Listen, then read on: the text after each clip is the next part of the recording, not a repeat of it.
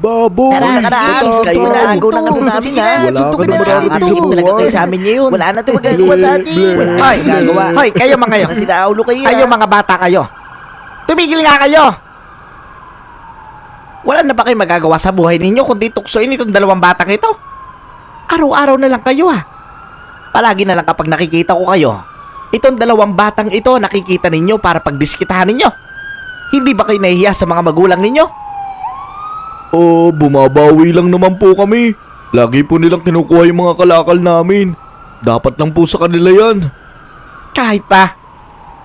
Hindi magiging dahilan yan para manghama kayo ng kapwa. Magsialis nga kayo dito at baka tamaan kayo sa akin.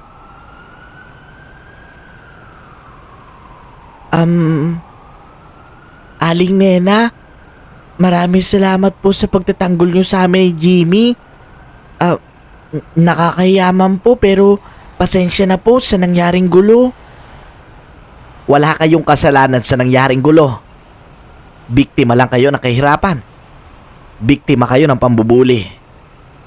At ni minsan sa buhay ko, hindi ko hahayaan na may mga batang mabubuli dito sa harapan ko. Lalo pat naranasan ko din yan ng bata ako. Basta kayong dalawa, wag na wag niyong iisipin ang mga sinasabi nila. Ipagpatuloy niyo lang ang buhay. Lahat sila, ginagawa yan para pabagsakin kayo. At kung magpapaapekto kayo sa kanila, mananalo sila. Kaya maging matatag lang kayo. Dahil lahat ng tukso ay nasa sa paligid lang.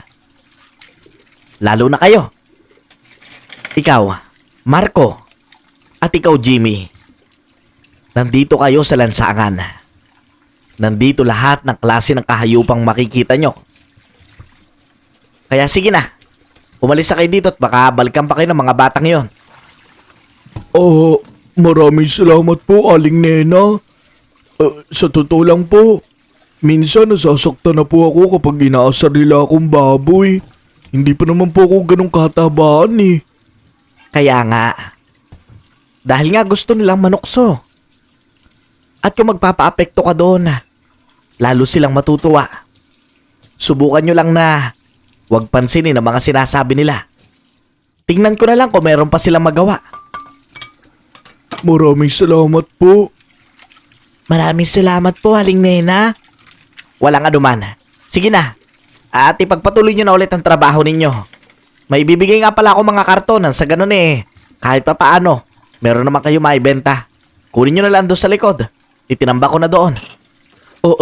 Salamat po. Maraming salamat po. Dapat lang, ang mga mabubuting batang katulad ninyo, ang siyang dapat binibigyan ng biyaya. Sige na, pagkatapos yun dyan, bumalik kayo dito at kumain kayo dito sa karinderya ko. Huwag kayong mag-alala, walang bayad.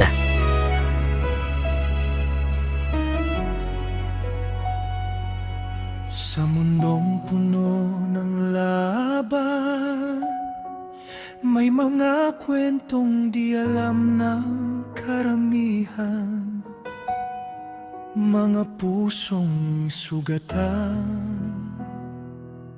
mga pangarap na iniwan dito sa Dagit TV. Maririnig ang kanila. Magandang araw po, Mr. Dagit, at syempre sa lahat ng mga nakikinig ng inyong programa. Alam ko, Mr. Dagit, na marami na kayo mga kwentong nabasa at mga kwento ng buhay na nagpakabog ng inyong mga dibdib, na kung minsan ay nagpapaiyak pa sa inyo. Pero ibahin ninyo ang kwento ng buhay ko, Mr. Dagit, dahil siguro'y masasabi kong kung merong mas nakakaiyak sa kwento kong ito'y baka number 2 ang kwento ko. Mr. Dagit, lumaki po akong walang magulang. Uunahin ko na po, isa po akong batang pulubi. Nandoon po ako sa probinsya na hindi ko na lamang babanggitin nang sa ganon ay para na din sa aking privacy. Mahirap ang buhay, Mr. Dagit, ng isang batang lansangan. Mabuti na lamang at meron akong kaibigan na si Jimmy. At sa mga nagtatanong kung nasa na magulang ko ay hindi ko rin po alam. lumaki na po kasi ako sa lansangan. Meron naman nag-alaga sa akin noon na isang babae na hindi ko na muli pang nakita. Siya nagpalaki sa akin at nagkameron ako ng ulirat sa kanyang piling. Pero magmula noon ay wala na ako nabalitaan sa kanya. At ang mas masakit pang balitang dumating sa akin ay nang sabihing wala na raw siya dahil sa sakit. Kaya nawala na ako ng pag-asa na may makasama ako na parang magulang sa buhay.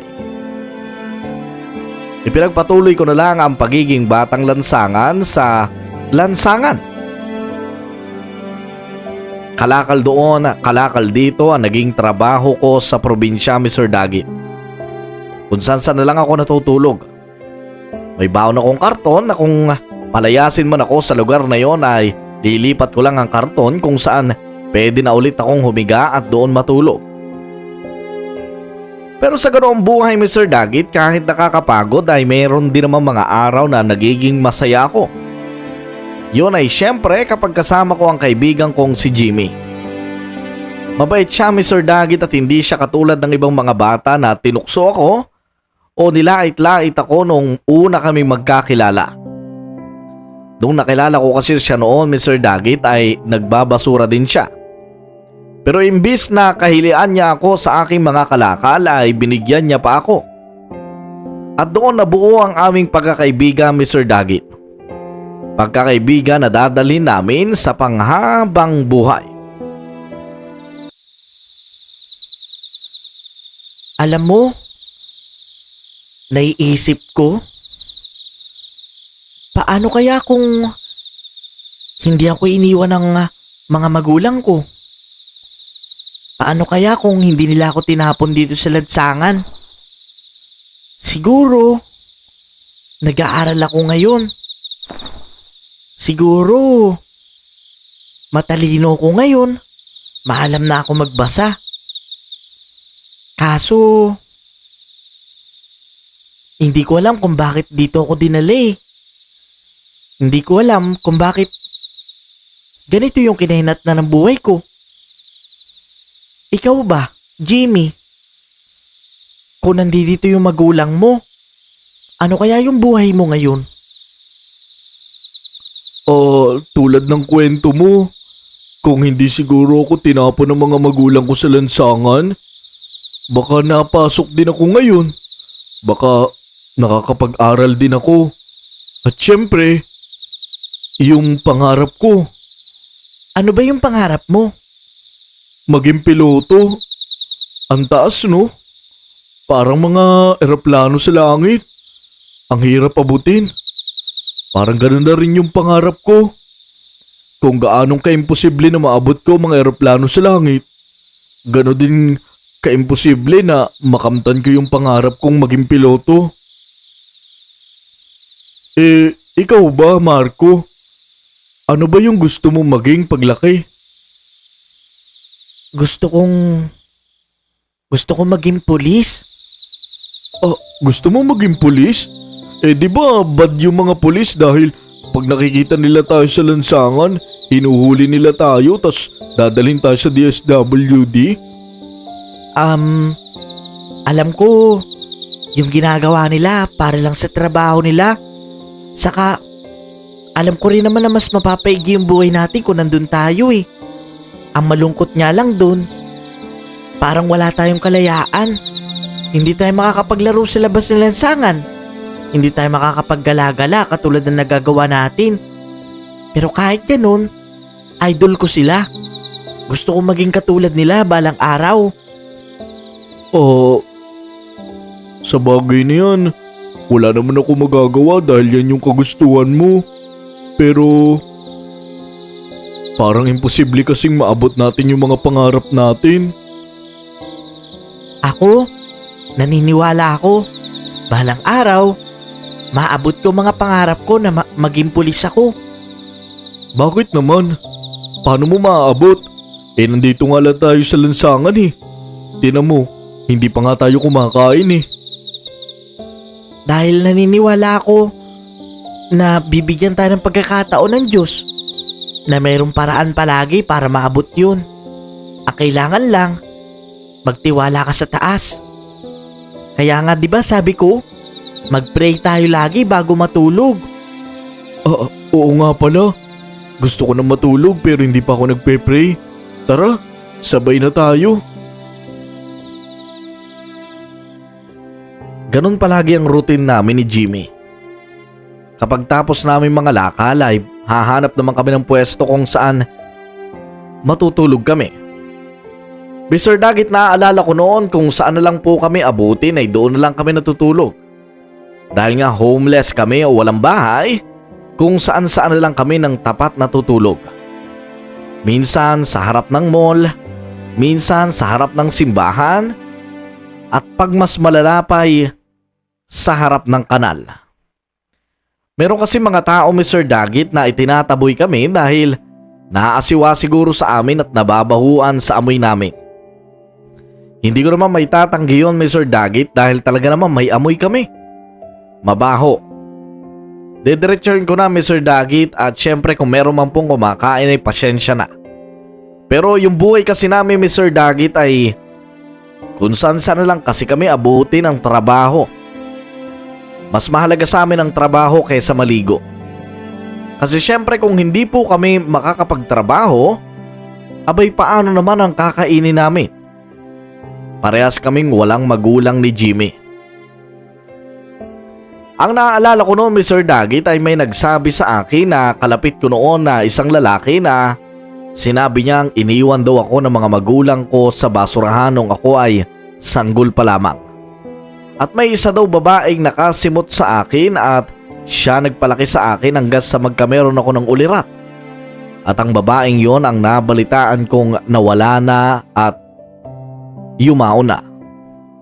Kaya ngayon, wala pa ring sagot sa history ng buhay ko. At nananatili pa ring makabuluhan at misteryoso ang pinanggalingan ng buhay ko. Pero kahit ganon, hindi ko ni minsan nakalimutang maging masaya sa buhay. Kahit ganon, alam ko na meron pa rin pag-asa habang ako'y humihinga. Ako yung klase ng tao, Mr. Dagit, na hindi basta sumusuko sa buhay. Mas gusto kong lumaban kaysa sumuko. Dahil ang paglaban ay ang siyang sagot sa tunay na kalayaan. Uy, bilisan mo na. Mauunahan na tayo. Mauubos na yung mga kalakal. Ito na nga. Nagmamadali na nga ako eh. Saan ba yung ruta natin ngayon? Sabi, meron daw isang truck na nagbagsak ng mga kalakal dyan sa may likod ng simbahan. Marami daw tayong makukuha dun. Ang dami ng mga bata dun ngayon. Mga nangunguha na sila. Baka maunahan pa tayo. Sige. Nasaan na ba yung kariton natin? Ito. Nandito sa may harapan. Tara. Ikaw na muna magtulak. Medyo kakagising ko lang din eh. Ganon ang araw-araw naming routine. Kahit hindi pa nakakapaghilamos, kahit hindi pa nakakakain, diretso na ulit sa trabaho. At ang araw na yon ay may nabalitaan kami na isang truck na nagbuhos ng maraming kalakal sa lugar namin. Kaya naman agad namin yung pinuntahan. Siyempre, Mr. Dagit, kung merong basura, merong kalakal. Sobrang dami ng mga basura na itinambak doon. Ang sabi ng iba ay susunugin daw yon. Pero para sa amin, huwag muna.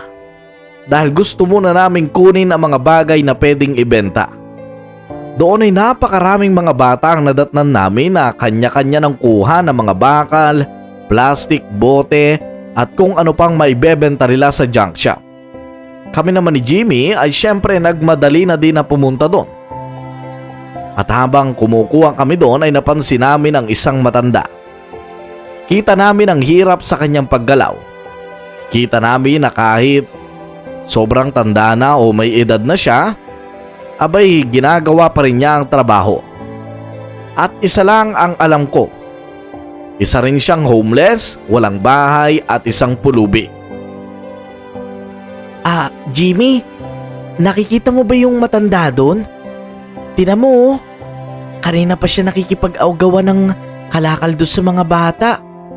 Ang kaso... Yun nga, Mr. Dagit, ang kaso.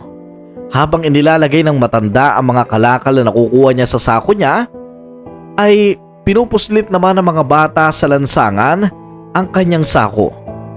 Inuunti-unti nilang kunin ang mga nakukuha ng matanda. At dahil nga matanda na, madali siyang mauto ng mga bata. Hindi tama yun ah. Inaagaw nila yung kalakal ng matanda ng patago. Tara! Hoy! Akala nyo hindi namin kinakikita ah. Oo nga, bakit kinukuha niyo yung mga kalakal na hindi sa inyo? Bakit ba? Nakikialam kayo. Kayo talaga. Nilalamangan nyo pa yung matanda. Yan na nga lang yung kalakal niya eh. Akin na yan. Mga bata, bakit kayo nag-aaway-away? Hindi nyo po ba nakikita lolo? Kinukuha po nila yung mga kalakal nyo kapag nilalagay nyo sa sako. Hindi ko napansin. Bakit nyo naman kinukuha? Bahala kayo dyan. Tara na, takbo! Uy! Bumalik kayo dito! Ay, nakatakbo na. Tinan nyo lolo, kanina pa kayo nangangalakal. Walang laman yung sako nyo. Abay, oo nga ano. Walang ya mga bata yun ah. Abay, kinuha pala nila. Kinukuha nga po nila. Nakikita po namin kanina. Opo, nalamangan po kayo. Paano po yan? Di bale. Hawakan ko na lang ang sako. Maghahanap pa ako. Marami pa naman siguro dito. Nagkatinginan kami noon ni Jimmy. Parang sinasabi namin at nag-uusap ang utak namin na gusto naming tulungan ng matanda. Na gusto naming ibigay ang mga kalakal namin sa kanya. Parehas kasi kami ng mindset ni Jimmy, Mr. Dagit. Parehas kaming maawain at parehas kaming matulungin. Siguro yon ang bagay na may pagmamalaki namin. Lolo, medyo wala na pong kalakal dyan sa pinaghahanapan nyo. Kasi kanina, ang dami mga bata dyan na kumuha na dyan. Ay, napansin ko nga. Siguro lilipat na lang ako doon sa may banda doon. Lolo, wala na rin po doon. Nandudun din po yung mga bata kanina. Doon sa baba. Lilipat ako doon sa baba. Lolo, pwede po bang sabihin namin sa inyo na kahit maghanap kayo na maghanap ngayon, wala na po kayong makikita kasi ubos na po yung mga bakal, plastik at bote. Ay ganun ba? Kaya pala 3 piraso na ito. Ay di bale, babawi na lang ako kinabukasan. Paano po yung pagkain nyo ngayon? Di ba po parang piso lang po yan kapag binili? 3 piraso tapos ang gagaan pa. Ay wala naman ako magagawa eh. Alangan naman na kumain ako kahit wala akong kakayahan. Di tiis-tiis muna ulit. Lolo, meron po kami mga kalakal dito. Gusto nyo po sa inyo na lang? Ay hindi. Hindi ako tumatanggap ng kahit na anong tulong. Ayoko magkamero ng utang na loob. Lolo, tulong po namin ito ng bukal sa puso. Hindi naman po namin sinabi na utang na loob niyo ito sa amin. Kahit na. Gusto kong pagtrabahuhan ng kakainin ko. At saka mas kailangan nyo yun dahil mga bata pa kayo. Sige na, ibenta nyo na yan at siguradong marami-rami yan ay baka maka 200 yan. Lolo, gusto po naming ibigay nga ito sa inyo. Hindi ko nga matatanggap yan. Sige na, aalis na ako. Lolo, saglit lang po. Sige na, ibenta nyo na yan. Umalis na si Lolo. Ayaw niyong tanggapin. Tara, sundan mo ko. Ibenta natin to agad sa junk shop. May naisip ako. Bakit? Basta, dalian mo. Itulak mo na yung kariton. Doon ay kinarga na namin lahat ng nakuha naming mga kalakal. At dinala naman agad namin yun sa junk shop. Mga 3 sako din yun, Mr. Dagit, dahil mabilis kami talaga mga lakal ni Jimmy. Siyempre, bata pa kami at maliksi pa. Kaya naka 3 sako kami noon. Maraming mga bata nagtitinginan sa amin nung nakapila na kami sa junk shop. Parang naiinggit sila. Yan ang dahilan, Mr. Dagit, kung bakit maraming mga kabataan sa lansangan na hinahanting kami. Sila kasi, kanya-kanya lang ng kuha. Pero kami ni Jimmy ay magkatulong kami. Kaya talagang mas marami yung nakukuha namin kaysa sa kanila. Nang matapos nga ang pila ay nandoon na nga at kinilo na rin ang aming mga nakuha. Malaki-laki din ang aming naibenta noon, Mr. Dagit. Umabot yun ng 320 pesos. Sapat na yun para sa aming kinabukasan at ngayong araw. Dahil nga wala na rin naman kaming binibili na ibang bagay sa buhay namin. Ang kailangan lang namin ay pagkain at para mabuhay kami. Para sa amin, Mr. Dagit, ang 320 sa isang araw ay sobrang panalo na ng buhay namin. Para siguro sa iba ay makukulangan talaga. Pero para sa aming mga hikaw sa buhay, sobrang sapat na ito. Nang may benta nga namin yun lahat ay nakuha na rin namin ng pera. Umalis kami agad sa junk shop na yon at nagtaka pa ako kay Jimmy nang nagmamadali siyang bumalik kung saan man nangalakal kami. Huy, ano bang ginagawa mo? Bakit tayo babalik dyan? Di ba nakakuha na tayo ng mga kalakal? Meron tayong misyon. Hanapin natin yung matanda. Parang wala na siya dito. Bakit natin siya hanapin? Basta, humanap muna tayong karinderya kay Aling Nena. Sige. Doon ay agad naman tumakbo kami ni Jimmy, dala-dala ang kariton namin na maliit. Yung kariton namin, Mr. Dagit, ay isa lamang pong kawayan na merong 2 gulong na galing din sa kalakal. Nabuo namin yun ni Jimmy sa pagtutulungan. Kaya meron kami nagagamit na kariton kung saan doon namin ikinakarga mga kalakal. At kung saan man kami magpunta, syempre, dala-dala namin yon. Na makarating kami sa karinderya ni Aling Nena, ay agad naman bumili si Jimmy ng kanin at ulam. Hindi na rin naman ako nagulat, no, Mr. Dagit, dahil ganito naman kami palagi. Pero ngayon, hindi ko alam kung bakit siya nagmamadali talaga. Pero meron ng isang ideya na pumasok sa isip ko. Aling Nena, pagbilhan nyo nga po kami. Ano yon? Aba, teka lang. Balita ko, meron daw naghagis ng mga basura dito sa atin Isang truck daw yon. Paldo kayo ngayon Opo, Aling Nena. Ang dami po namin na benta. Bibili po kami ng ulam sa kakanin. Siya, sige. Ano bang bibili nyo? Yung adobo po, saka po yung kanin po. Siya, sige. Magkano pala? Mga halagang 150 po. 150? Siya, sige. Hintay mo lang at sasalukin ko lang. Eto na. Marami-rami na rin yan. Parang sobra yata yan sa inyong dalawa. Bakit ba ang dami mong bumili? Aling Nena, may kailangan po kaming tulungan.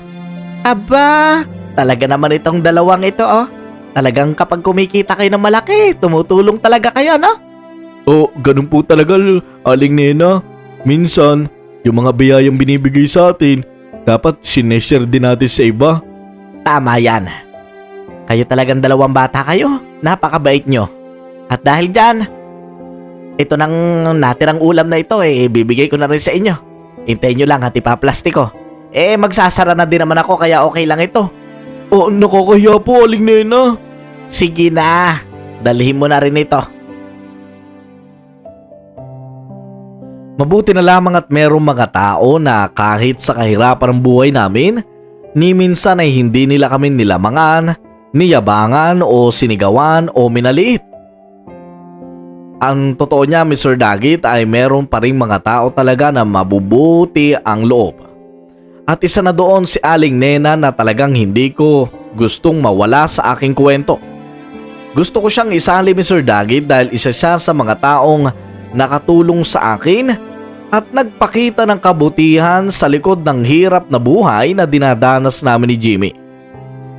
Na makabili kami ng ulam, Mr. Dagit, ay agad naman kaming nagpunta ulit sa park. Yung park na yun, Mr. Dagit, malapit lamang din sa kung saan kami nangalakal kanina. Pero ngayon, nandoon kami at nakaupo, dala-dala ang pang-ulam at kanin.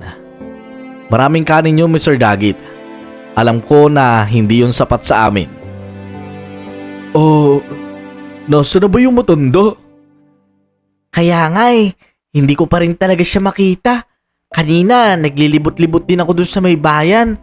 Kaso wala talaga Kaya nga Alam mo, gustong gusto ko talaga siya tulungan kasi alam ko hindi siya kakain niya yun kasi 'di ba? Sabi niya, wala daw siya mabebentang kalakal. Sa tingin ko, hindi siya taga dito. Baka malayo siya. Paano to mga pagkain? Pwede pa yan bukas. Siguro. Habang nag-uusap kami noon, ay sumandok na lang kami ng pagkain na para sa amin. Binigyan din naman kami ng paper plate at kutsara ni Aling Nena. Nang sa ganun daw ay makakain kami. Habang kumakain kami doon, Mr. Dagit, ay napansin ko na sa may di kalayuan ay may isang matandang nakahiga. Babago lang siyang humiga doon. Kaya naman napansin ko siya agad. Jimmy, kita mo yun sa may malayo? Ano yun? Parang yun yung matanda. Oo nga mapayat siya. Tapos medyo panot yung ulo. Tara, puntahan natin. Ikaw na lang ang pumunta. Babantayin ko yung pagkain natin. Sige. Pinuntahan niya yun ni Jimmy. Matagal siya nang doon at parang kausap niya yung matanda. Hanggang sa maya-maya'y sumama na sa kanya matanda papunta sa akin. Naglalakad sila papalapit sa akin. At doon ko napagtanto, Mr. Dagit, na yun niya ang matanda na nakita namin sa kalakalan. Lolo, kayo po pala yan. Kanina pa po namin kayo nahanap. Mano po?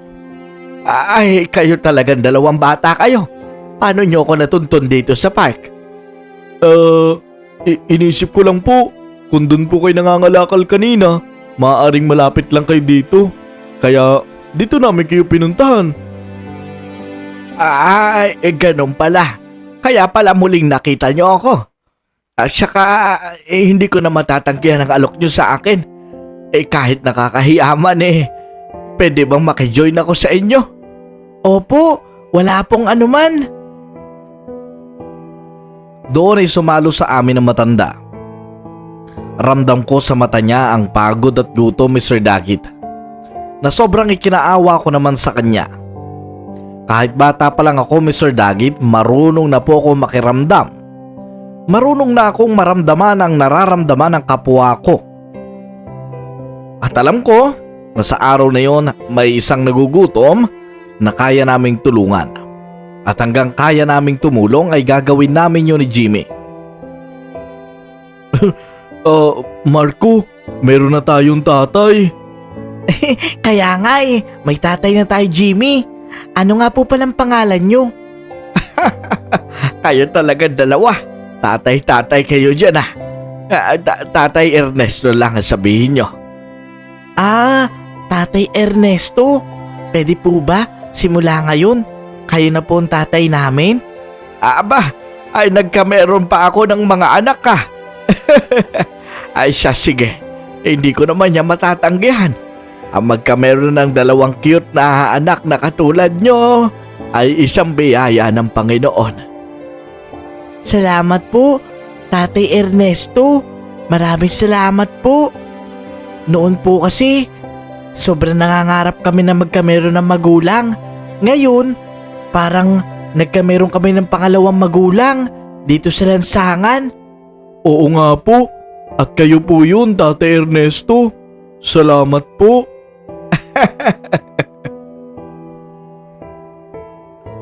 Mabait si Tatay Ernesto, Mr. Dagit. Sa unang ma-meet namin siya, Mr. Dagit, at sa unang makasama namin siya sa pagkain, doon namin napagtanto na madaldal pala siya. Marami siyang mga corny na jokes. At alam ko na ginagawa niya yun para kahit papaano'y mapatawa kami kahit sa hirap ng buhay na dinadanas namin. Doon sa simula ng araw na yun, Mr. Dagit, ay nagsimula ang pagbabago ng buhay namin ni Jimmy. Ang dating tahimik at ang dating malungkot naming buhay, ngayon ay lalong sumaya. Para sa amin, Mr. Dagit, masaya kami na nagkaroon kami ng parang pangalawang magulang sa lansangan.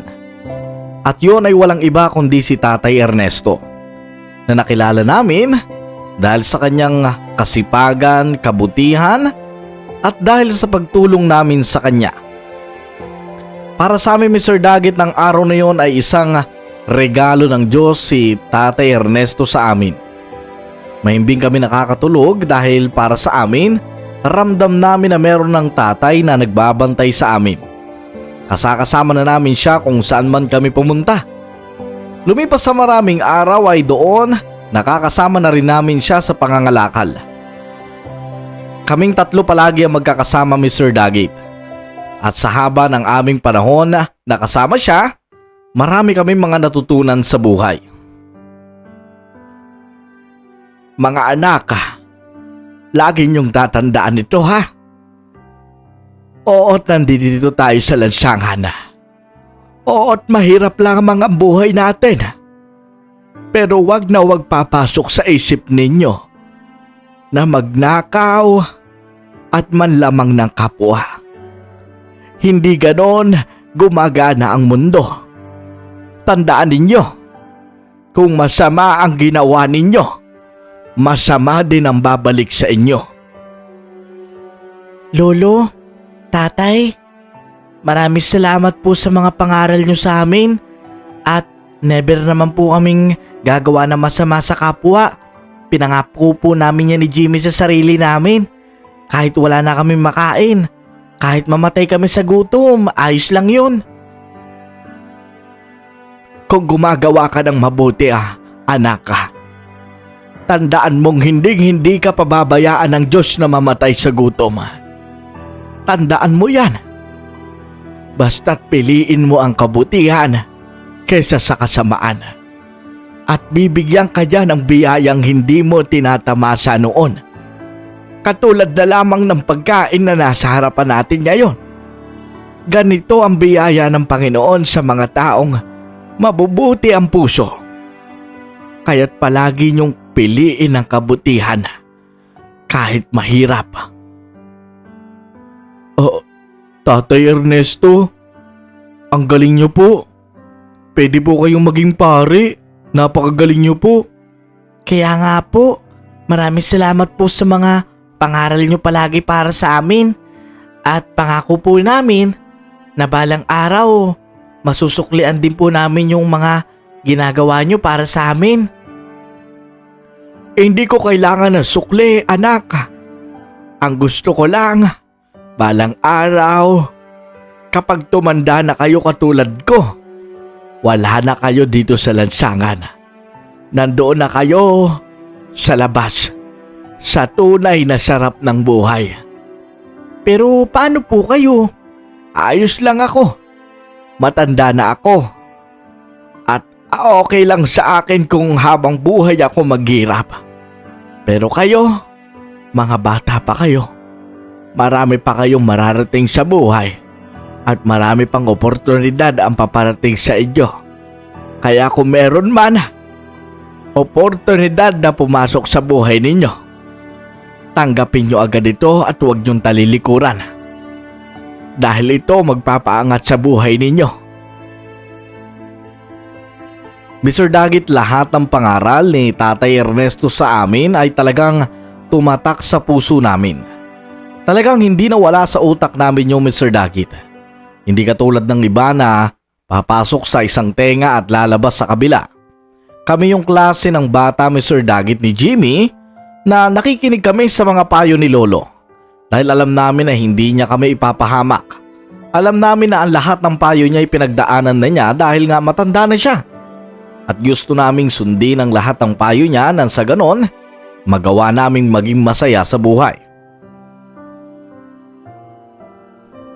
Apo, ilagay nyo na dito yung mga kalakal.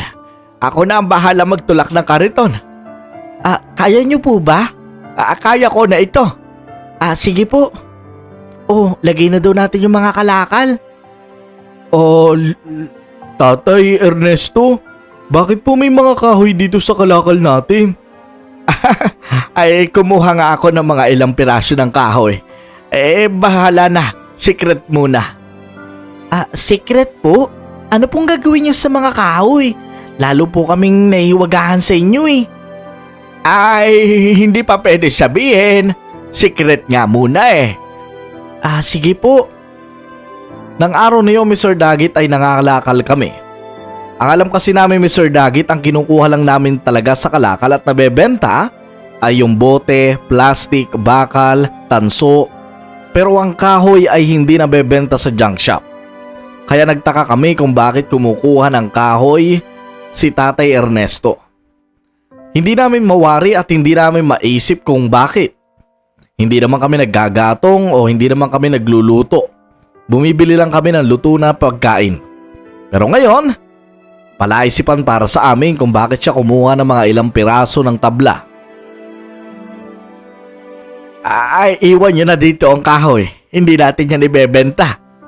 Kayo po talaga, Tatay Ernesto. Kahit naman po ibenta nyo yan, hindi naman yan bibilin eh. Kaya nga po junk shop eh. Kayo po talaga, Tatay Ernesto. Bakit niyo po ba kinuha yan? Ay, kayo, napakakulit nyo. Sabi ko nga, secret muna eh. Doon, Mr. Dagit, pag uwi namin ay naiwan ang mga kahoy sa kariton. Natulog naman kami ng aking kaibigan na si Jimmy sa bangketa.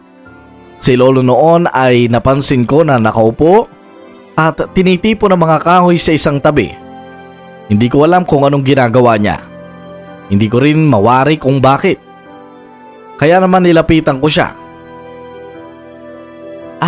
Tatay Ernesto, ba't hindi ba po kayo natutulog? Saka, ano pong ginagawa niyo dyan sa kahoy? Ay matulog ka na. Dahil bukas malalaman mo na kung para saan ang mga kahoy na ito. Sige na, matulog na kayo.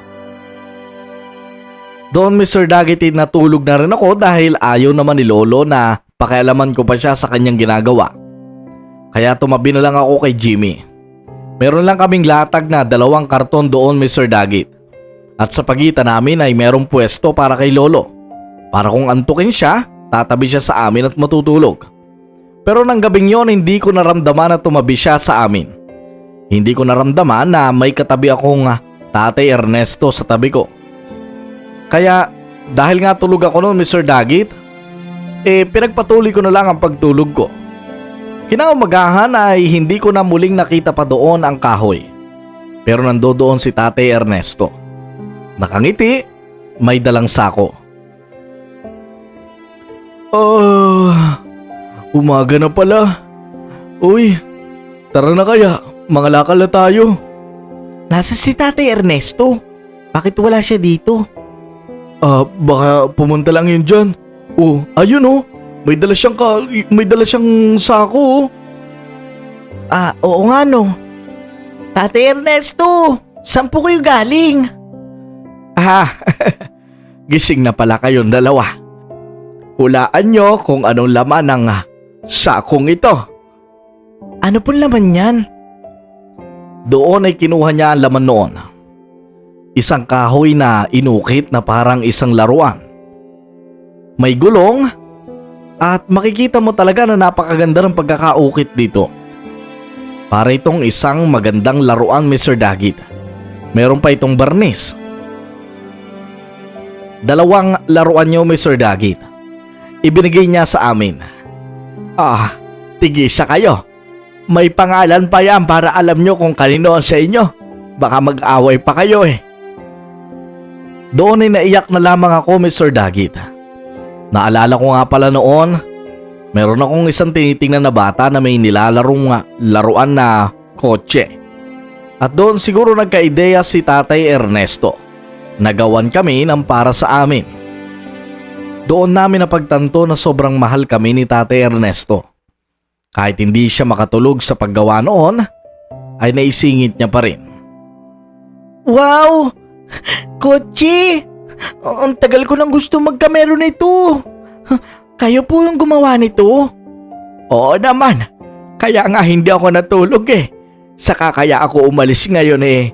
humingi ako ng konting barnis dyan sa may woodwork dyan.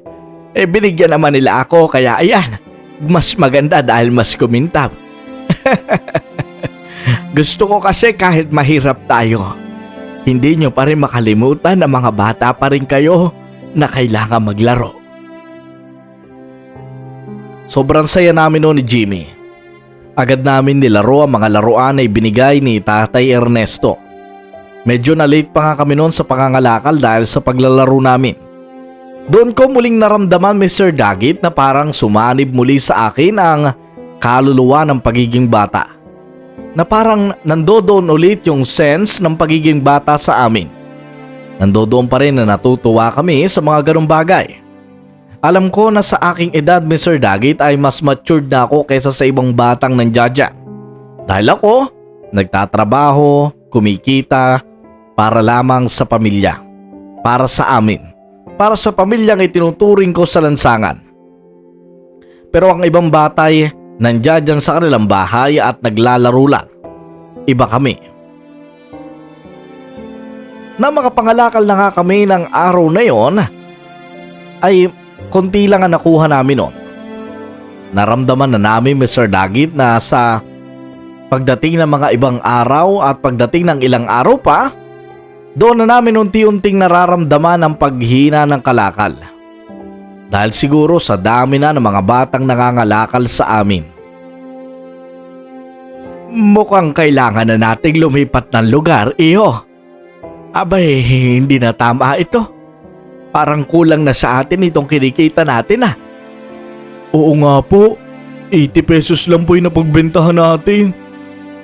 Paano natin pagkakasahin yan? Bibili na lang ba tayo ng tinapay? Siguro magtitiis muna nga tayo sa tinapay ngayon. Na naglalakad naman kami ay agad kaming tinawag ni Aling Nena. Jimmy! Marco! Hali kayo! Bakit po? Saan kayo pupunta? Bibili po sana kaming tinapay. Bakit naman tinapay? Hindi ba dati bumibili kayo ng pangulam at kanin sa akin? Aling Nena, wala po kasi kaming pera. Saka 80 pesos lang po kasi yung kinita namin. Kasama na po namin si Tate Ernesto. Siya po yung nakilala namin. Tatay po namin siya. Meron na pala kayong tatay sa lansangan. Abay, ayos yan. Pero halika muna kayo dito sa loob dahil may sasabihin ako sa inyo. At saka wag na kayong mag-abala sa pagkain. Ako nang bahala dyan. Totoo po ba? Ay, nakakahiya naman po.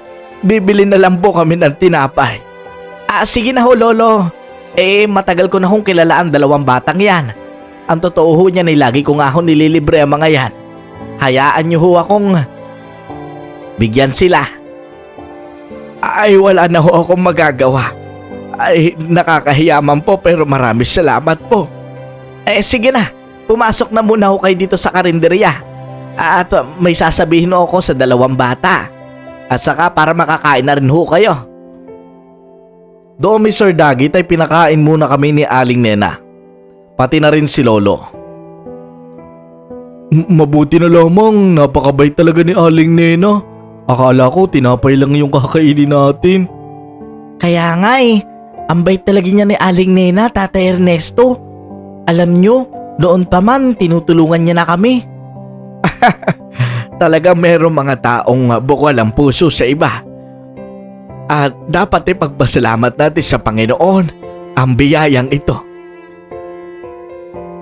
Ipinagpatuloy lang namin ang pagkain namin noon. At pagkatapos namin kumain ay doon na nga kami kinausap ni Aling Nena. Tapos na pala kayong kumain. Ganito nga kasi. Nakausap ko kasi yung kumari ko. Noong nakaraang araw. Sabi niya sa akin, baka daw may kakilala ko na mga tao na pwedeng ma-recruit. Ang totoo nito, meron kasi isang don dito sa atin, isang mayamang don. Naghahanap siya ng parang sekretarya, yung mautos-utusan niya sa bahay. Parang kasambahay. Malay nyo, pwede kayo makapasok doon. Pwede kayo magtrabaho doon. Mayamang Don po? Sino po yun? Mabait siya at alam ko mapagkakatiwalaan siya. At panigurado ako na kung makikita niya kayo, baka matanggap agad niya kayo dahil sasabihin kong mababait kayo mga bata. Ibig sabihin po, kakilala nyo rin po yung Don na yun?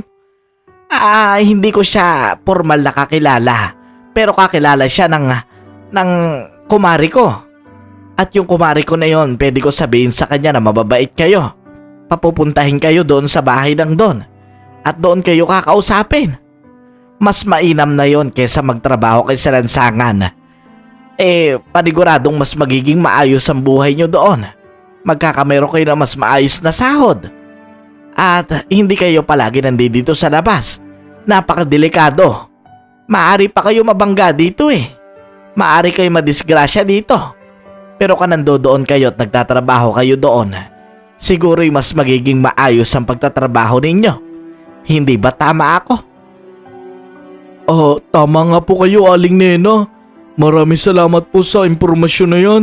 Sana po, totoo pong naghahanap po sila ng empleyado doon. Baka pwede po kami ng kaibigan ko si Marco. Titingnan natin kung tatanggapin kayo doon. Baka kasi mamaya hindi sila tumatanggap ng minor. Ito si Lolo. Malay nyo, pwede siya. Si Tatay Ernesto? Baka po hindi niya po kayanin yung trabaho. Kakayanin ko ang trabaho para dito sa dalawang bata. Tinuturing ko na silang anak. Kung sakali man na kailangan talaga ng empleyado doon, pwede rin naman ako. Sigurado po ba kayo, Lolo? Sigurado ako, anak. Doon, Mr. Dagit, ay sinabi nga yun sa amin ni Aling Nena. Parang naging daan siya sa panibagong bukas ng buhay namin. Dahil nga sa sinabi niyang yon, agad na nga kaming nagplano na puntahan ang lugar na yon. Sinabi naman namin kay Aling Nena na pupunta nga kami doon. At agad naman din niyang sinabihan ang kanyang kumare na ihatid kami papunta doon. Mabait si Aling Nena, Mr. Dagit. Tinupad niya ang pangako niya na makakarating kami sa bahay ng Don na yon. At makalipas lamang ang 2 araw, doon na nga kami naghanda na pumunta doon. Siyempre, kasama namin si Tate Ernesto, si Jimmy at ako. At nandoon din ang kumare ng aming Aling Nena. Ayan na yung bahay. Kumatok na lang kayo. Nagsabi na rin naman ako sa Don na pupunta kayo. Basta kumatok na lang kayo, ha? Uuna na ako sa inyo, ha? Sige po. Maraming salamat po. Doon ay kumatok kami sa malaking gate. Bumukas naman din agad ito. At pagbukas, isang security guard ang humarap sa amin. Ano po kailangan nyo? Dito po ba yung bahay ni Don Emilio daw po? Don Emilio? O nga po, dito nga po. Kami kasi yung pinapunta dito ng kumare ni Aling Nena. Naghahanap daw ng empleyado. Baka naman sakaling pwede namin makausap yung may-ari ng bahay. Kung pwede lang naman. Sige po. Makakapasok po kayo. Mabuti na lang at may kasama kayo matanda. Kung hindi namin kayo papapasukin. Ganun po ba? Salamat po. Mr. Dagit, mabuti na nga lang ang kasama namin noon si Tate Ernesto. Baka nga hindi kami pinapasok kung kabilang dalawa ni Jimmy. At pagpasok namin doon, Mr. Dagit, ay naghintay lang kami sa harapan ng bahay. Napakaganda ng bahay niya, Mr. Dagit. Kulay puti yun na napakalaki, 3rd floor. At masasabi kong talagang may kaya may-ari ng bahay na yon. Hinintay lang namin na may-ari ng bahay na lumabas sa kanyang bahay. Nandoon naman ang security guard na parang may tinatawagan. Yun daw ang kanyang boss. Makalipas lamang ang ilang minuto, Mr. Dagit, ay lumabas na din naman ang sinasabi niyang Don Emilio. At nang makita namin siya, magaan naman ang presensya niya. Alam ko na mabait siya, sa kita pa lang namin. Dahil sa unang pagtingin niya sa amin ay ngumiti siya agad at kinamayan kami. Kahit alam naming may kaya at mayaman siya, hindi siya nagpakita ng pandiriri sa amin dahil alam niyang pulubi kami. Oh, kayo na pala. Kamusta naman kayo? Kumain na ba kayo? Ay, hindi pa po kami kumakain. Pero napunta po kami dito para po doon sa trabahong sinasabi ninyo. Baka po pwede po kami. Ah, you mean kami? Ibig sabihin po, kayong tatlo? Kung aari lang po. Teka lang po ha. Pwede po bang kumain muna po kayo sa loob bago natin pag-usapan yung trabaho? Sige po. Doon ay pinaunlakan naman niya kami ng maayos. Kumain kami sa loob. Napakaganda ng lamesa niya, Mr. Dagit, at napakalaki. Marami din mga katulong doon na nagtutulong-tulong upang ihain ang mga pagkain. Hindi namin naramdaman doon, Mr. Dagit, sa loob ng bahay na pulubi kami. Tinanggap niya kami ng maayos at may paggalang. Pagkatapos namin kumain, ay agad na nga kaming pumunta sa office niya na nandoon din sa loob ng bahay niya para daw formal niya kaming makausap ng may privacy. Magandang araw po ulit sa inyo. Nabusog po ba kayo sa pagkain? Ay, napakasarap po ng pagkain.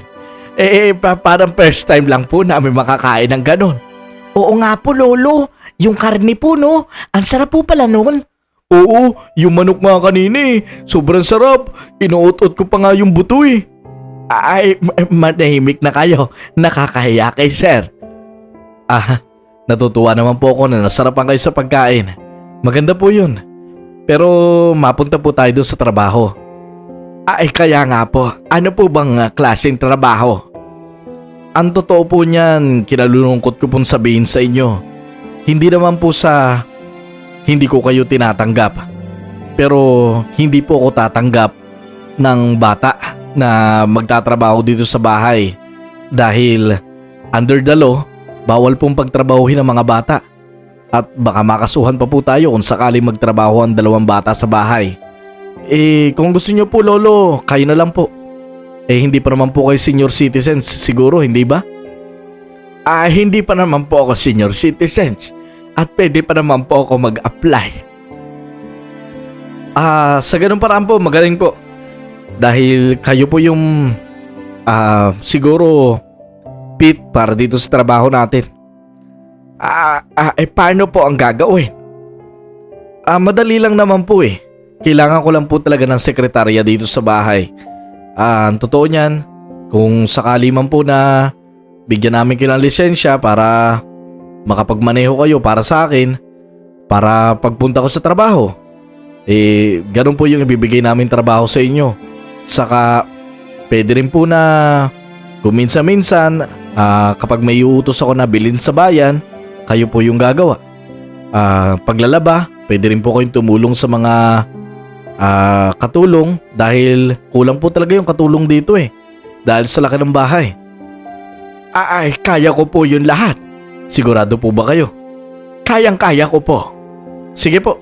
At ang kailangan ko lang po yung ID ninyo saka yung siyempre resume. Dahil po doon para sa akin siguro tatanggapin ko na po kayo ngayon pa lang. At congrats po dahil may trabaho na po kayo. Yung dalawang bata, pasensya na sa inyo mga iho dahil hindi po talaga ako tumatanggap ng minor. Kung sakali man, yung tatay nyo na lang ang magtatrabaho dito para nang sa ganon, meron siyang isusuporta para sa inyo. Okay ba yon? Ayos lang po. Hindi naman po kami nagtatampo. Doon, Mr. Dagit, ay si Tate Ernesto nga natanggap sa trabaho. Alam din naman namin, Mr. Dagit, na talagang meron din naman dahilan kung bakit hindi kami matatanggap. Nung una pa lang naman ay ramdam na talaga namin yan. Dahil sinabi na nga rin naman yan sa amin ni Aling Nena na baka hindi tumatanggap ng minor sa bahay ng Don na yon. Alam ko na sumusunod lang siya sa batas na ibinigay sa atin ng pamahalaan. At alam ko na tama din naman ang kanyang sinabi. Nang umuwi na nga kami at umalis na kami sa mansyon na yon, doon kami nag-usap-usap ni Tatay Ernesto. Ang totoo niyan, sinabi niya sa akin kung magkano magiging sahod ko doon. O magkano daw po? 15,000 kada buwan. Aba, ang laki ano? Ang laki po. Ayos po yun. Ibig sabihin yayaman na tayo. Hindi ko lang alam kung yayaman na tayo, pero napalaking tulong noon. Kailangan mag-ipon tayo. At saka may sasabihin ako sa inyo kapag nakarating tayo sa kariton natin. At doon nga Mr. Dagit na makarating kami at makauwi kami, nung nandoon na kami sa kariton kung saan iniwan namin, ay naupo kami doon. Si Jimmy naman ay naglalatag na noon ng karton. Mga anak, Marco, Jimmy, may sasabihin ako sa inyo. Ano po yun? Ano po yun, Tatay Ernesto? Alam nyo mga anak, lalaon ng panahon at tatanda na rin naman ako. Para sa akin wala naman akong pangarap sa buhay kundi ang makatulong na lang at maging mabuti sa kapwa. Alam kong hindi tayo magkakadugo. Pero siguro pinagtagpo tayo ng Panginoon dahil sa isang dahilan. Gusto nyo ba mag-aral uli? Nang narinig namin ni Jimmy ay nagkatinginan kami. Tumibok na mabilis ang puso namin. Mag-aral po? Oo, mag-aral uli. Kayong dalawa. Oo, siyempre po. Gustong gusto po namin mag-aral ulit. Siyempre po, Tatay Ernesto. Kung gayon ipagpapatuloy nyo ang pag-aaral ninyo. Akong bahala sa inyo sa mga bayarin sa school ninyo. Salamat po, Tatay Ernesto. Napayakap na lamang kami ni Jimmy kay Tatay Ernesto dahil sa sinabi niya sa amin. Kumbaga Mr. Dagit, magtatrabaho siya para sa amin para makapag-aral kami at makapagtapos. Kahit wala nang matira sa kanya ay ayos lang. Minsan na nga lang naman kasing dumating sa buhay namin ang oportunidad na makapag-aral kami. Dahil ngayon mas ayos ang sahod ni Tatay Ernesto. Naisip namin Mr. Dagit, pwede namang solohin na lang ni Tatay Ernesto yung 15,000 kada buwan. Pwede namang kanya na lang yon. Pero iniisip niya pa rin na para na rin kasi niya kaming mga anak. Kaya sobra nagpapasalamat kami sa kanya. At dumating nga yung araw na nagsimula na siyang magtrabaho sa mayamang don. Kami ni Jimmy ay naiiwan minsan sa lansangan dahil hindi kami pwedeng nandoon palaging nakabuntot sa kanya. Ikinuha din siya ng lisensya ng don dahil nga para makapag-maneho siya para sa don. Agad din namang nakapasya siya sa pagdadrive dahil mabilis natuto ang aming Tatay Ernesto. At doon ay pinagdadrive niya ang don na yon kung saan man ito pupunta. Kung minsan Mr. Dagit ay kasama pa kami. Masaya naging buhay namin Mr. Dagit. At syempre ang pinakamasaya ay nung araw na tumungtong kami ni Jimmy sa paaralan. Hindi ako makapaniwala. Naka-uniform na tayo ngayon. Mag-aaral na tayo ulit. Sobrang saya. Kaya nga parang nakakapanibago. Dati nakikita ko lang itong mga bata na to na nahihili ako dahil naka-uniform sila. Ngayon naka-uniform na din tayo. Saka, ang ganda ng mga bag natin. Binili daw to ni Tatay Ernesto sa atin. Mr. Dagit, sobrang saya namin ni Jimmy noon. Dahil sa wakas, nandoon na kami sa loob ng classroom upang mag-aral at makinig. Doon Mr. Dagit nagsimula ang pagbabago ng buhay namin ni Jimmy at ako, pati na rin si Tatay Ernesto. Ang dating nangangalakal lang ngayon ay nag-aaral na. Hanggang sa Nakagraduate kami ng elementary.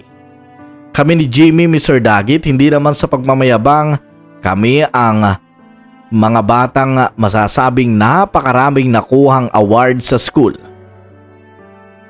Masasabi namin siguro, Mr. Dagit, na talagang pinag-igihan namin ang pag-aaral namin dahil syempre, ibinibigay ito ng isang taong kahit pagod na ang mga mata ay patuloy pa ring lumalaban sa buhay.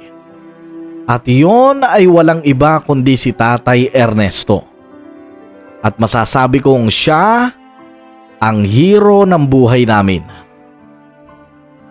Makalipas ang ilang taon, Mr. Dagit, ay nakagraduate na din naman kami ni Jimmy ng high school. Hanggang sa nag-college na kami, Mr. Dagit. At doon sa pagka-college namin ay kailangan naming humiwalay kay Tatay Ernesto. Dahil ang college na gusto namin ay kailangang nasa Maynila. Doon kami kailangan mag-college. Kaya naman, alam naming mapapalayo kami kay Tatay Ernesto. Sobrang tagal na din noon nagtatrabaho ni Tatay Ernesto sa mayamang doon. Siguro'y lahat na ng hirap ay pinagdaanan na niya. Pero kahit ganoon ay hindi siya sumuko, Mr. Dagit. Gusto niyang igapang ang pag-aaral namin. At nung nag-college na kami, Mr. Dagit, ay dinagdagan din naman ang pasahod kay Tatay Ernesto kaya nasuportahan pa rin ni Tatay Ernesto ang pagka-college namin. Pero ngayon, nasa Maynila kami. Doon kami mag-aaral.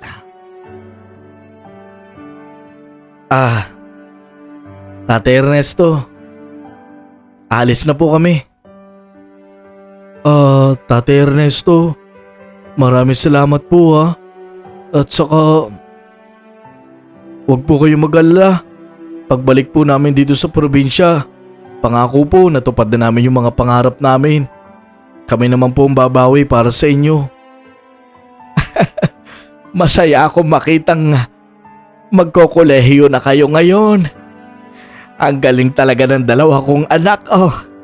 Basta gusto ko, pag-uwi nyo dito, pulis ka na at ikaw ay piloto na, ha? Opo, Tatay Ernesto. Pangako po yan.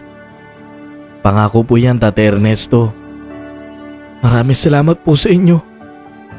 Dahil kung hindi dahil sa inyo, hindi kami makakatapak at makakapunta kung saan man kami narito ngayon. Maraming salamat po dahil ginapang niyo pag-aaral namin. Siguro, konting panahon lang po ito. Mga 4 na taon lang naman po ang college . Kapag nakapagtapos na po kami ng kolehiyo, babalik po agad kami dito sa probinsya. Gusto kong unahin ninyo ang future ninyo kaysa sa akin. Mas mahalaga ang kinabukasan ninyo.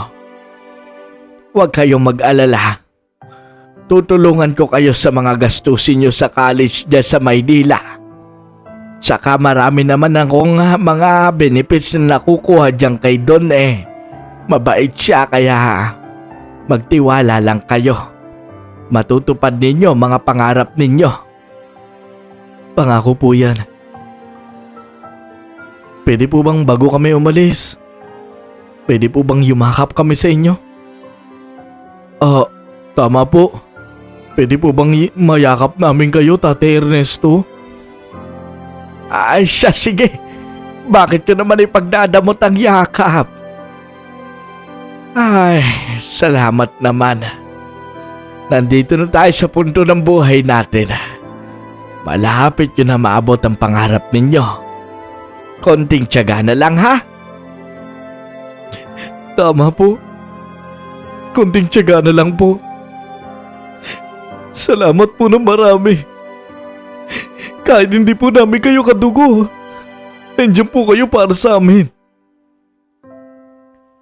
Dahil kailangan akong gumalaw para sa inyo.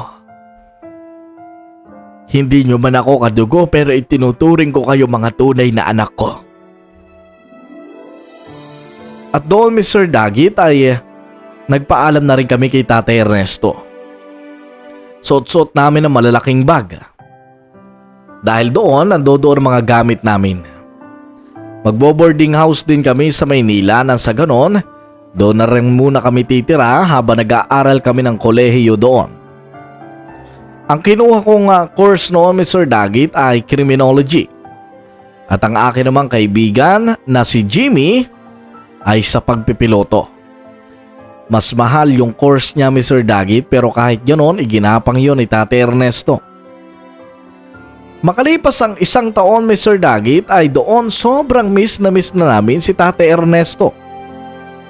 May time pa na gusto namin bumalik ng probinsya. Pero iniisip kasi namin, Mr. Dagit, kung babalik kami, abay para kami nag-aaksaya ng pera. Kaya pinangako na lang namin sa sarili namin na kung sakali man, Mr. Dagit, ay siguro kapag nakapagtapos kami ng kolehiyo ay saka na lang kami babalik ng probinsya. Nang mag-second year kami, Mr. Dagit, doon kami nakaisip na maging working student. Nagtatrabaho kami sa gabi at sa umaga na may pumapasok kami. Bagay na hindi alam ni Tate Ernesto. Kaya naman hindi na rin kami minsan humihingi sa kanya. Nagtataka mga siya dahil bakit daw hindi kami humihingi ng pera. Pero gusto kasi naming ma-enjoy niya din ang pera na pinaghihirapan niya.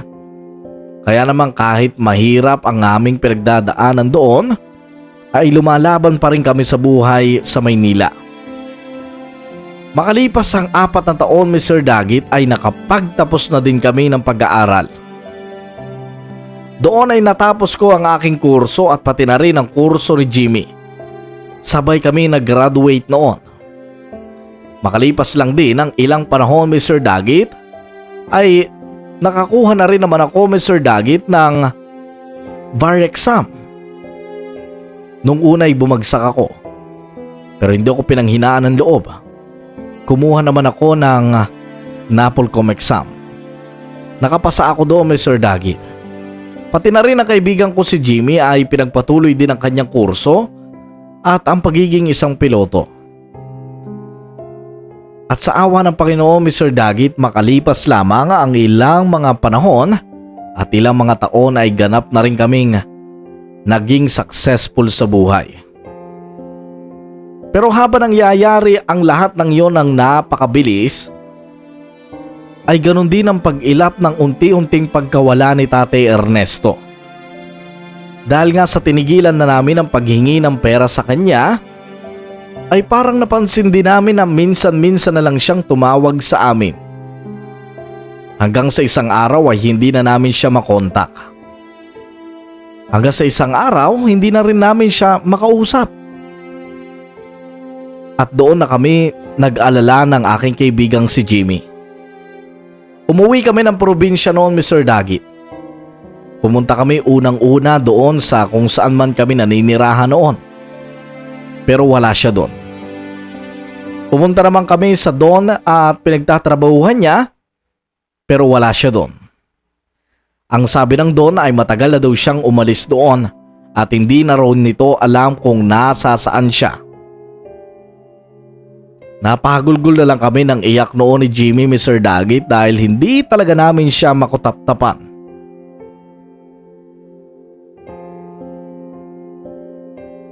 Ito na ba yun? Letse naman buhay ito. Naabot nga natin yung pangarap natin na wala naman si Tate Ernesto.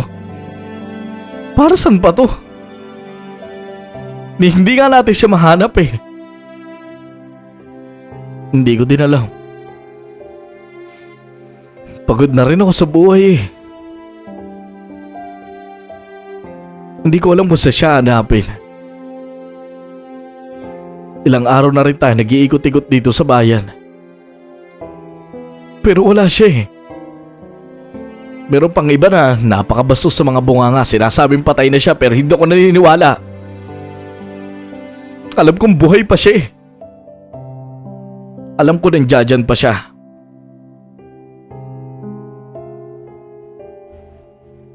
Mr. Dagit, na mga panahon na yon, ganap na po akong pulis at ang aking kaibigan ay magpipiloto na. Pero sobrang ang laki ng kulang sa amin. Kahit naabot na namin yung mga pangarap namin ay parang nabunutan kami ng backbone. Parang nawalan kami ng pag-asa sa buhay. Parang mas malala pa sa pagiging pulubi namin noon. Dahil nawala si Tate Ernesto. Parang bula.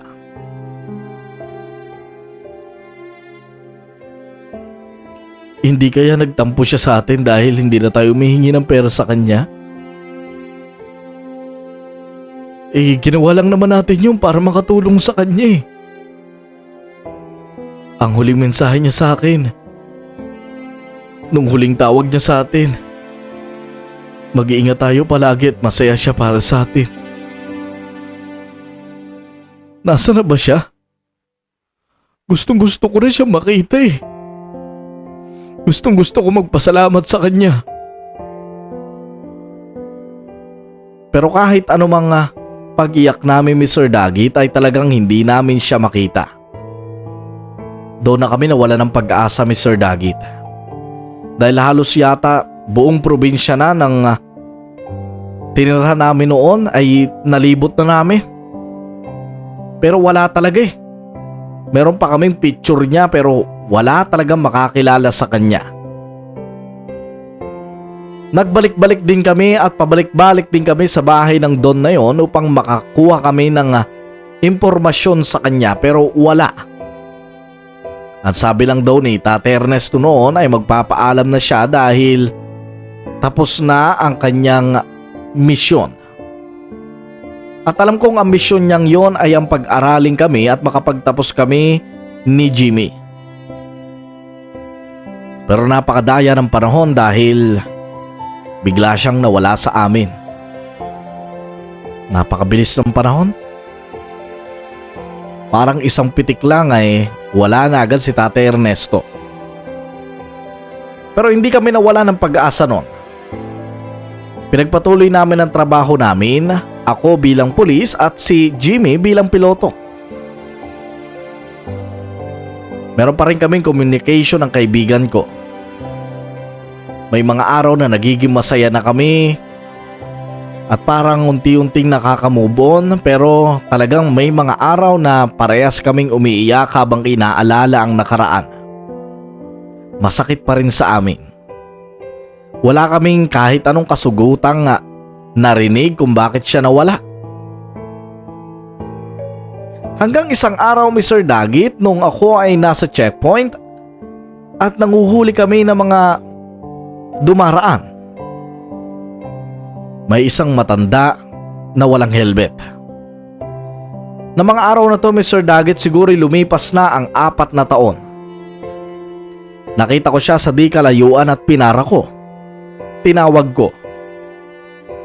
Nakamotorsiklo siya noon. Alo, bakit po wala kayong helmet?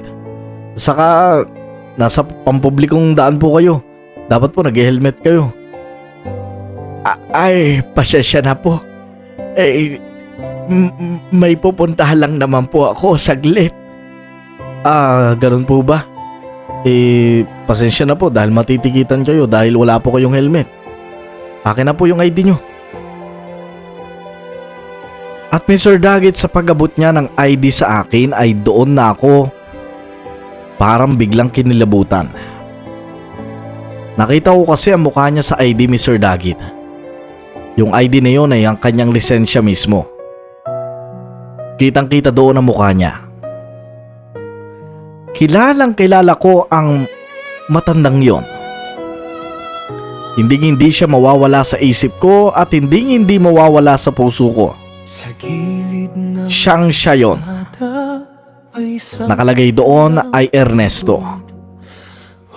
At wala nang iba pa kundi siya ang matandang dati nang nagpalaki, nag-alaga at nagpaaral sa akin.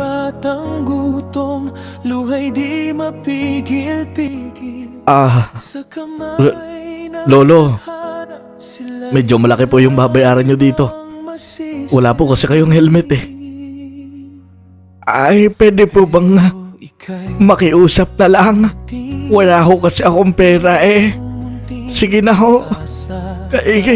Parang awa nyo na ho, sir. Lolo. Alam ko kung bakit kayo walang pera. Bakit to, sir? Dahil ipinagpaaral niyo po sa amin, di ba? Ikaw ang tatay sa lansangan, sa mundong walang kasiguraduhan. Sa'yo nila Doon ay napatitig siya sa mata ko. At kita ko ang unti-unting pagpatak ng luha niya. Habang ako naman ay tumayo sa harap niya at sumaludo. Salamat po, tay. Tatay Ernesto. Kayo po yan, hindi ba? Bakit po kayo nawala? Sir, bakit po kayo sumasaludo sa akin? Dahil kayo po ang bayani ko. Kayo po ang hero ng buhay ko. Doon ay mabilis ko siyang niyakap. Nag-iyakan kaming dalawa. Ang mga kasamahan ko naman ay nawiwirduhan sa akin kung bakit niyayakap ko ang matandang nahuli ko. Hindi nila alam ang kwento ng buhay ko. At nang ikinuwento ko sa kanila ay doon na lang sila nakarelate. Ang iba'y naiyak pa sa kwento ko. At syempre, habang nangyayari ang pagkakataon na yon ay mabilis kong itinipe ang number ni Jimmy sa cellphone ko upang tawagan siya na nakita ko na ang tatay namin. Doon ay mabilis namang dumating si Jimmy. Nakasuot pa siya ng uniform ng isang piloto. Naiyak na lamang si Tate Ernesto. Niyakap kaming dalawa. At doon namin nalaman ang kwento niya, Mr. Dagit. Kaya pala siya nawala sa probinsya ay dahil nakita na niya ang kanyang pamilya. Umuwi pala siya ng ibang probinsya. At doon siya nanirahan ng ilang taon. At dahil daw sa kasabikan niya na makita ang totoo niyang pamilya, ay hindi siya agad nakabalik papunta sa amin. Hinanap din naman daw niya kami pero hindi na daw niya kami muling nakita pa. At hinahanap pa rin daw niya kami hanggang ngayon. At ngayon nagkita-kita na kami, Mr. Dagit, ay sobrang pinagpapasalamat namin yon. At doon, nagkameron kami ng konting pagninilay-nilay sa nakaraan at konting bonding namin ni Tatay Ernesto, ako at ni Jimmy. Pagkatapos ng araw na yun, Mr. Dagit, ay hinatid na rin namin siya sa kanyang pamilya at pinaunlakan din naman kami ng kanyang pamilya. Siyempre, hindi namin kinalimutan na bigyan ng tulong ang pamilya ni Tatay Ernesto. Hindi namin siya pinabayaan. Taon-taon, buwan-buwan ay nagbibigay kami ng pera sa kanya nang sa ganon ay meron siyang panggastos sa bahay nila. Masaya kami na nakita niya na ang tunay na pamilya niya. At masaya kami na nakilala namin siya bilang tatay ng lansangan.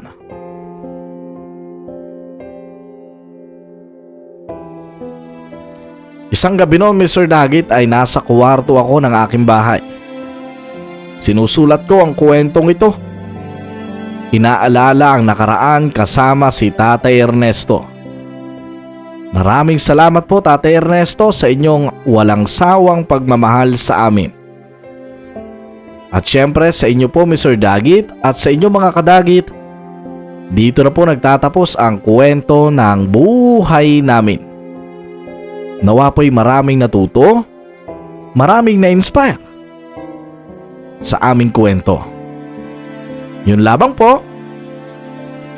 Ako si Marco, gumagalang. Peace out.